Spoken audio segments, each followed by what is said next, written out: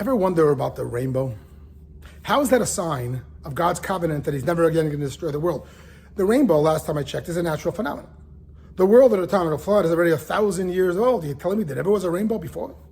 This is some kind of miraculous sign, like, maybe akin to the sign of the spiritual leper, that God, strikes you with that sign. I mean, a rainbow is just a natural occurrence, a combination of the clouds and the sun. How is that a sign of anything? It's just a sign that nature is running its course. The other question is a rainbow good or bad? We find mixed symbols, mixed messages in the writings of the sages. On the one hand, we don't look at the rainbow because it's a reminder of sin and that ultimately God should be destroying the world, but for his covenant.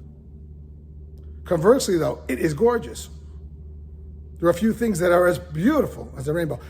How do you reconcile that? If it's just a reminder of sin and God's wrath, and really we ought to be all wiped out. But I made a promise. You wouldn't expect it to be so gorgeous. Maybe it'd be mediocre, maybe a little ugly, actually. It's one of the most beautiful sights.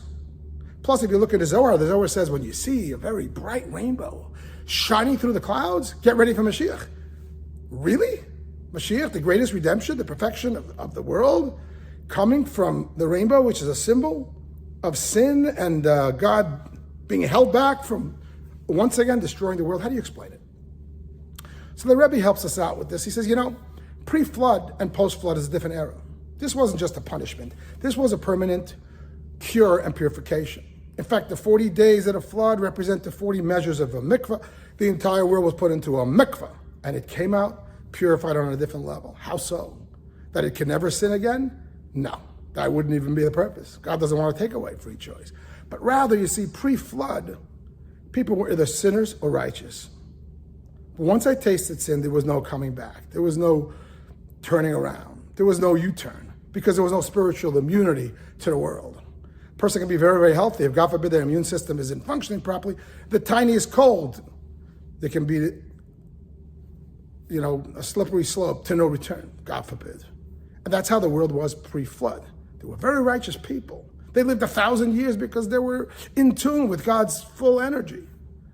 But when they tasted sin, and if they tasted sin, they fell to the lowest of the low. This, in fact, is the mystery behind Enoch, Chanoch, where the language in the text is, Chanoch followed in the way of God. Vayitalech Chanoch et Elokim, and then the verse says, Ve'inenu, he's gone, Ki lo kachot Elokim, because God took him away. It's very strange, right? All the others, it says they lived and they died. What's his business to emphasize that he walked in the ways of God, so he was especially righteous. But then he's gone, because God took him away, so why don't we just say he died?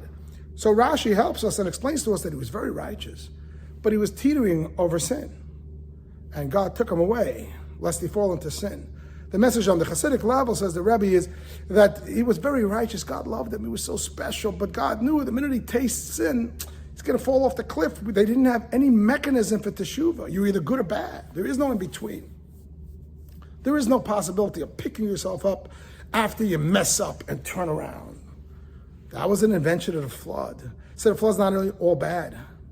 The flood actually is extraordinary in a lot of ways. Maybe not for the people that were there, but for the history of the mankind. God put the world into the mikvah. In fact, it's referred to in the Haftarah as Mei Noach, the waters of Noach, which are translated to mean the waters of pleasure. Noach versus from the language of nachas, because long term, it introduced the concept. Of course, you're going to make mistakes. That's what free choice is all about. But you know what? It's up to you to turn around and fix it. And not only will you bounce back, but you'll become even greater than before.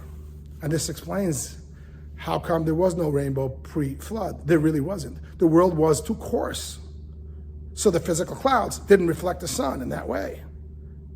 Post-flood, because the world was more refined, it received that extra dose of spirituality that it got through that spiritual dipping in the mikveh of the flood, somehow reuniting with its source, finding its deeper connection, its deeper essence. It became a more refined place so that physically those clouds will not push back the sun, but actually will reflect them. So yes, now it became a natural phenomenon, but that's because of the new world order of the more refined world.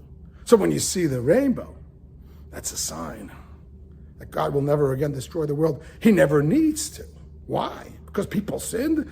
Big deal. That's free choice. People will sin. It's part of the journey. It's part of personal growth. You make mistakes, but you pick yourself up with your bootstraps and you keep on going. And the rainbow, the sign that the world has become refined, and therefore post-flood we could do teshuvah, reminds us of that truism. It also is symbolized in the physicality of the rainbow. You know, there are few things as beautiful as sunshine. But one of them is the rainbow.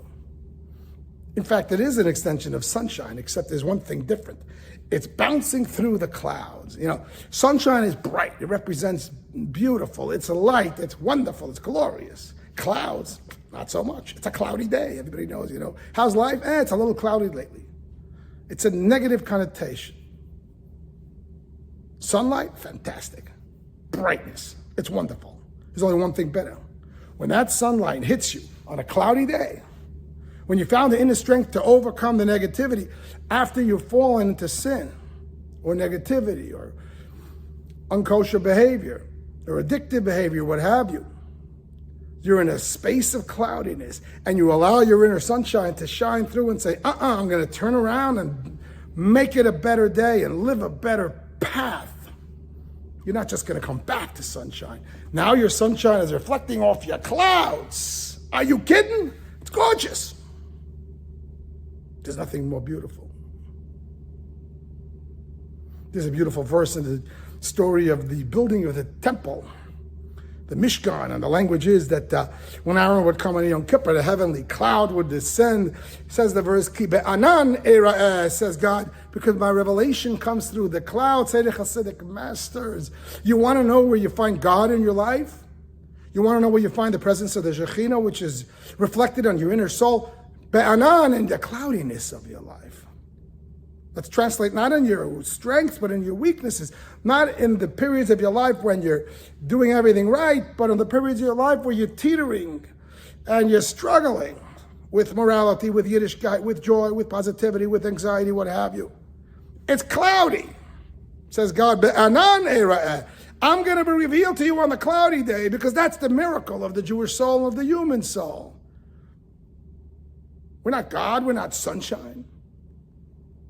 We're more cloud than sun, if you will, but our neshama shines through. And when we don't let that cloud to get the better of us, the sunshine, the neshama, the divinity within us, creates an extraordinary beauty. We become even better than before. Torah told to us last week, you know, after every day of creation, Vayar Elokim ki tov, God saw it's good. But at the end of the entire creation, the language is God saw everything he did, but he told Ma'od, it's very good. What's this very good? You know, God doesn't speak in, exaggerations. It's not just good, it's very good. I mean, what's really the difference? Says the Talmud. When he made the angel of life, he said it's good. When he made the angel of death, he said it's very good. In our context, when he made the Yetzer Tov, the inner voice that tells us to do good things, the positive soul within us, he said that's a good thing.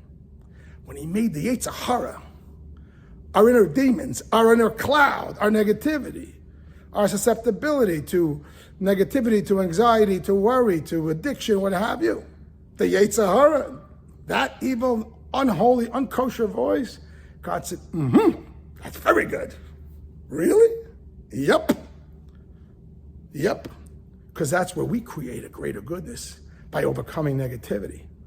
When you overcome the cloud, the sunshine creates a glorious rainbow, something unimaginable without those clouds.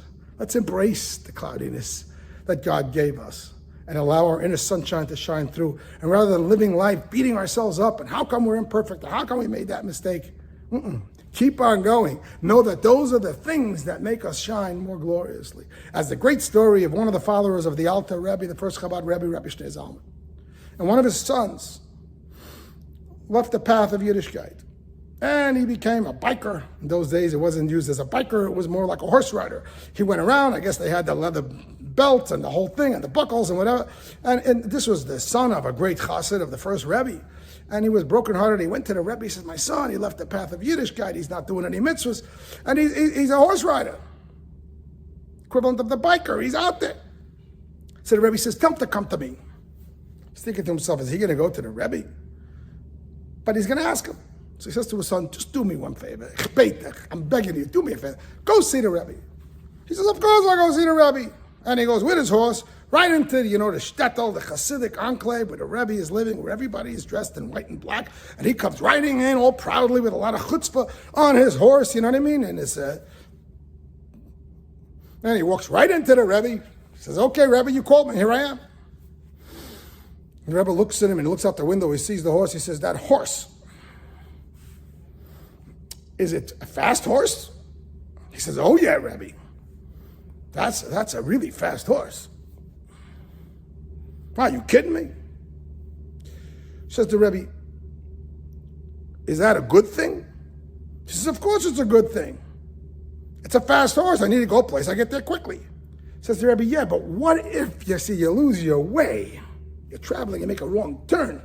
If you're on a fast horse, you're going to get really lost very quickly. And he got it. And he turned around and he says, you're right, Rebbe. But because I have a fast horse, I can then turn around and come back very quickly. And that was his turnaround. He got the message. Friends, we all have an inborn horse.